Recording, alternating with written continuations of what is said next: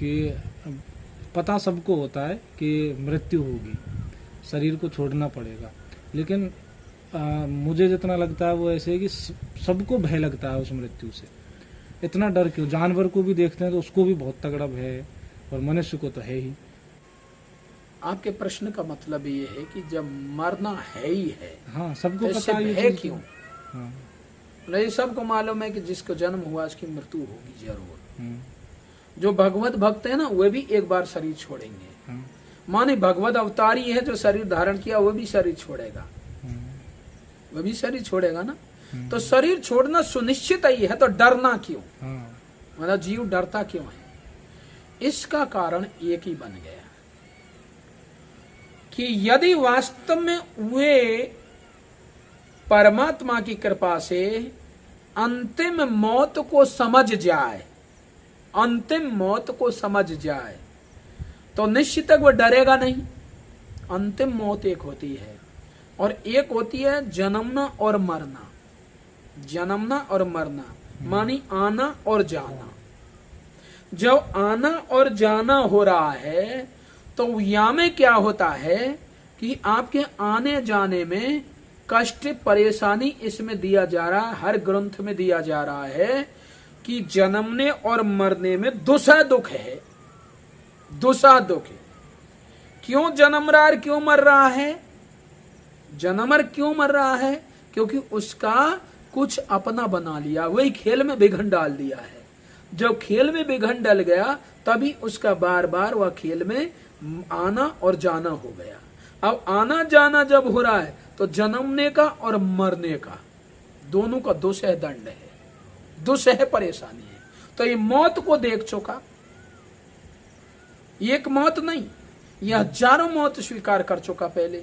इसलिए एक मौत के दंड को ये समझ रहा है कि कितना भयंकर होता है। तो ये यहाँ सबसे बड़े से बड़े कष्ट को झेल सकता है कोई भी जीव जंतु, पक्षी, पशु, मच्छर, मक्खी, सब जो भी कोई जीव जंतु है, मनुष्य ही नहीं। जितना भी आप योनियों को जानते हैं, चार्ट में तो 84 लाख है। अब 84 लाखों कोई पूछना चाहेगा तो वह हर व्यक्ति पर नहीं मिलेगा, उसका भी जो व्यवस्था है उसका भी लेखा जोखा किसी और पर होता है। वे बताएगा 84 लाखों के नाम, हर व्यक्ति नहीं बता सकता, व्यक्ति की बात ही नहीं है। जो सृष्टि रच रहा है उसको पता है कि ये 84 लाख योनि कौन कौन है। आज तक कोई भी वैज्ञानिक खोज खोज के मर गए, कितनी सी योनियों को प्राप्त किया है, परंतु ये जितनी भी योनि है, मानी 84 लाख संपूर्ण है, इनमें जीव जब तक जी रहा है, मानी ये श्वास आ रही है इस शरीर में, तब तक ये चाहता है कि मैं मरूं ना। क्यों नहीं मरूं? जबकि मरना सुनिश्चित है, तो फिर क्यों ना मरूं?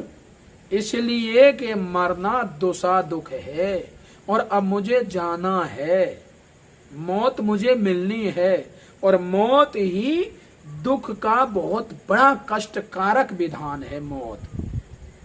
अब यदि इसको एक बार झेल कर और अमृत को चला गया तब तो छुट्टी हो गई, अन्यथा जब इस संसार में फंसा पड़ा है तो इसको बार बार जन्मना और मरना, मानी शरीर को त्यागना और शरीर को धारण करना, ये दो दुख है। इसमें प्रमाण लेना चाहते हैं तो भगवान श्री रामचंद्र जी महाराज ने भी इसको प्रमाणित किया है कि जन्मत मरत दुसा दुख हुई।